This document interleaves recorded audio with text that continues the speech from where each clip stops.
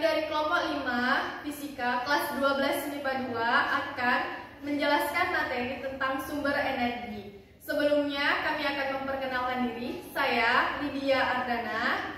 Di samping sebelah kanan saya ada Hanifah Zahro. Selanjutnya Yulia Boru Ginting. Dan sebelah kiri saya ada Siti Rolija. Sebelahnya ada Hilya Syahwina Sari. Materi pertama akan dijelaskan oleh saya sendiri. Energi adalah kemampuan untuk melakukan suatu tindakan atau pekerjaan atau usaha. Contohnya, ketika kita berjalan, kita memerlukan energi dalam jumlah dan bentuk yang berbeda-beda. Energi tidak dapat dilihat, tapi dapat dirasakan. Energi dapat berubah bentuk dari satu bentuk ke bentuk lainnya.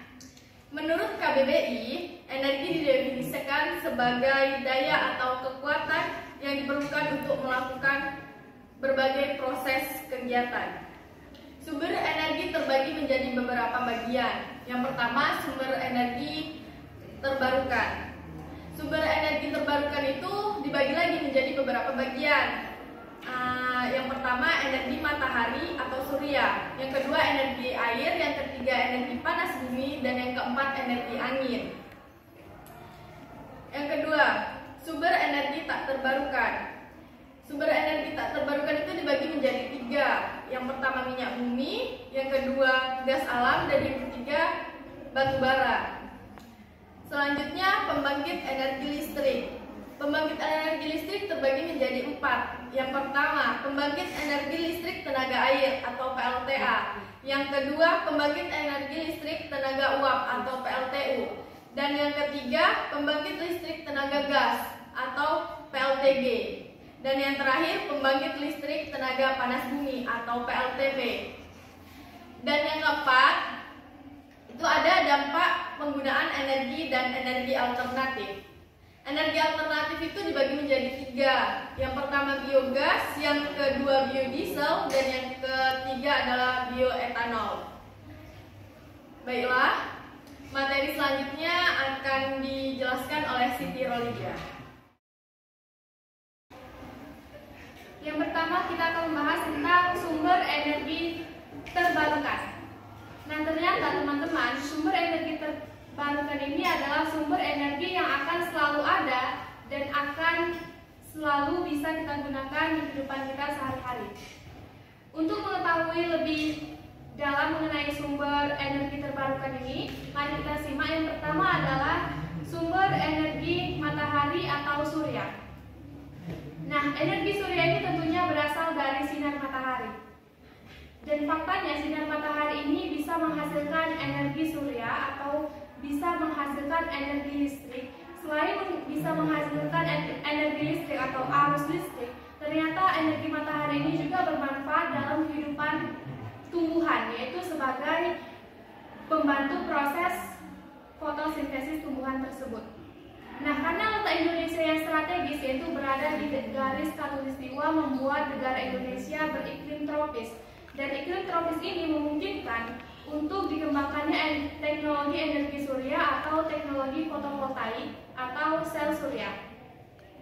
Nah, dengan teknologi fotovoltaik ini diharapkan kebutuhan energi listrik Indonesia terpenuhi, dan teknologi fotovoltaik ini sudah diterapkan di beberapa bangunan bertingkat di perkotaan. Tetapi hingga saat ini teknologi fotovoltaik ini masih mengalami terkendala pada pengadaan panel suryanya. Dan yang kedua adalah energi air. Wilayah Indonesia yang sebagian besar terdiri atas lautan memungkinkan dikembangkannya energi dari air arus laut. Total keseluruhan potensi tenaga air yang dimiliki bangsa Indonesia sebesar 75.000 MW. Dan yang termanfaatkan saat ini hanya 10,1% atau sebesar 752 MW. Banyaknya sumber-sumber air yang ada di Indonesia menjadi modal bagi pengembangan energi air. Namun eksploitasi tetap terhadap sumber energi listrik tetap harus memperhatikan ekosistem yang sudah ada pada energi air tersebut.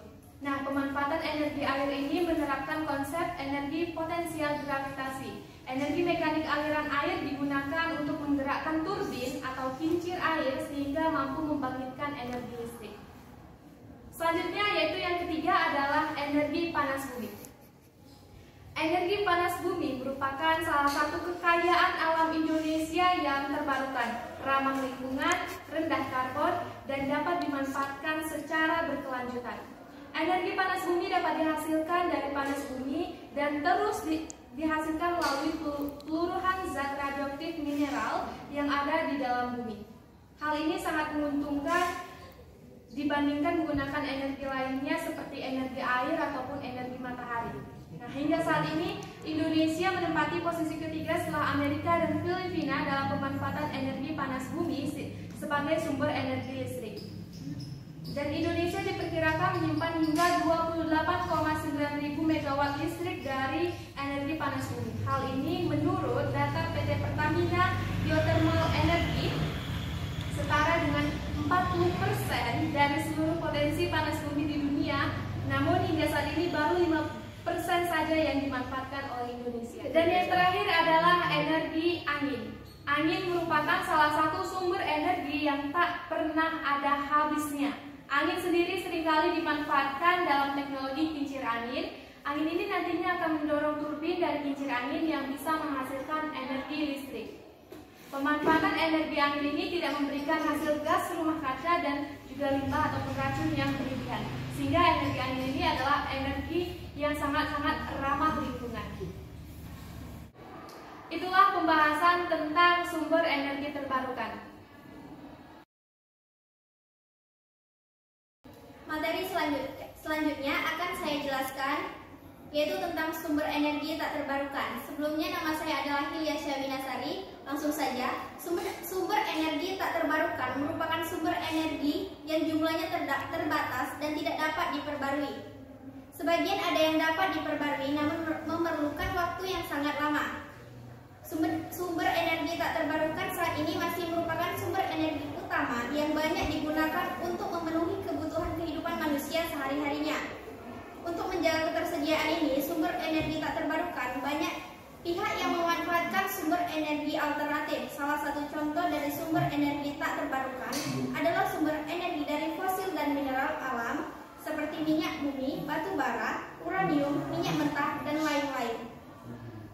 Contoh dari minyak bumi yang akan saya jelaskan adalah minyak bumi atau petroleum atau disebut dengan emas hitam. Merupakan cairan kental coklat gelap atau kehijauan yang mudah terbakar yang berada di lapisan atas kerak bumi. Minyak bumi terdiri atas campuran hidrokarbon yang tergolong ke dalam deret senyawa alkana yang memiliki variasi dalam komposisi dan kemurniannya. Yang kedua yaitu gas alam. Gas alam atau dikenal sebagai gas bumi banyak mengandung metana yang dihasilkan dari pembusukan bahan-bahan organik oleh bakteri anaerobik.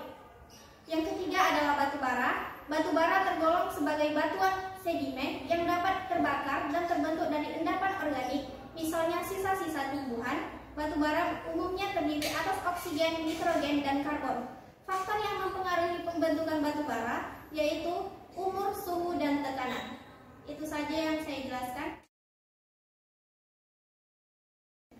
Materi selanjutnya yaitu pembangkit energi listrik. Pembangkit energi listrik terbagi menjadi 4. Yang pertama, pembangkit listrik tenaga air atau PLTA. Merupakan pembangkit listrik yang menggunakan aliran air sebagai pembangkit energi listrik atau hidroelektrik. Yang kedua yaitu bagian-bagian dari PLTA sebagai berikut. Yang pertama, bendungan berfungsi untuk menampung air dan pengendalian banjir. Yang kedua, turbin berfungsi mengubah energi listrik menjadi energi kimia mekanik. Yang ketiga, generator berfungsi untuk mengubah energi mekanik menjadi energi listrik. Yang keempat, jalur transmisi berfungsi untuk mengalirkan energi listrik dari PLTA menuju rumah-rumah. Yang kedua yaitu pembangkit listrik tenaga uap atau PLTU. Merupakan pembangkit listrik yang memiliki efisiensi tinggi dan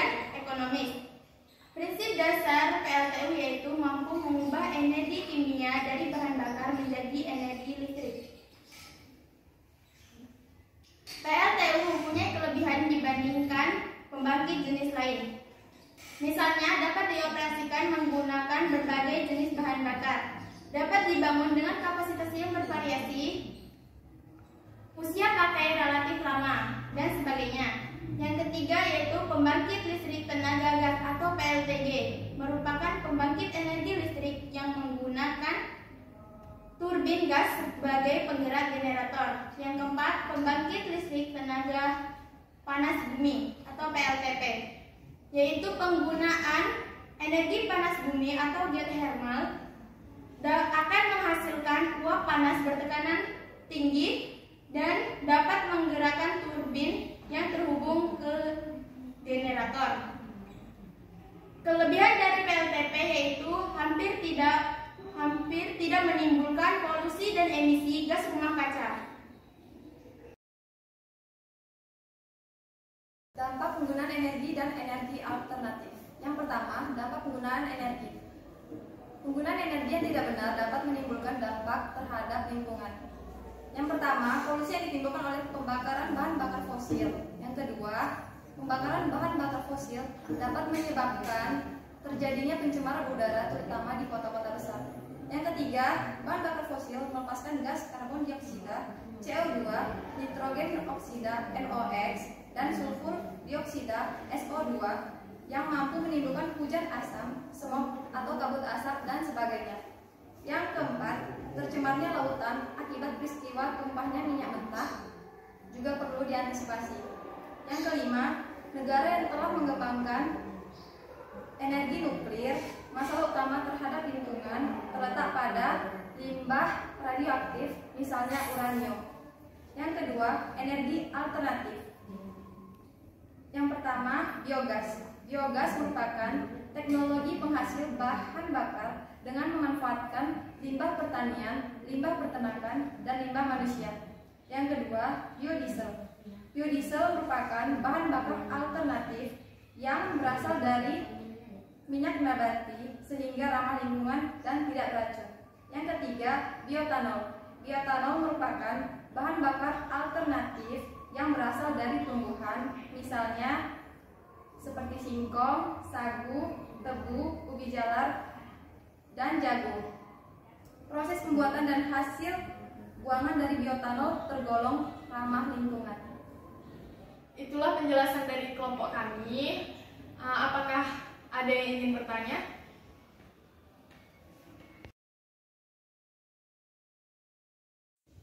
Baiklah, saya Sadran Fadresia. Saya akan bertanya kepada kelas 12 IPA 2. Mengapa pemanfaatan sumber energi tidak boleh berlebihan?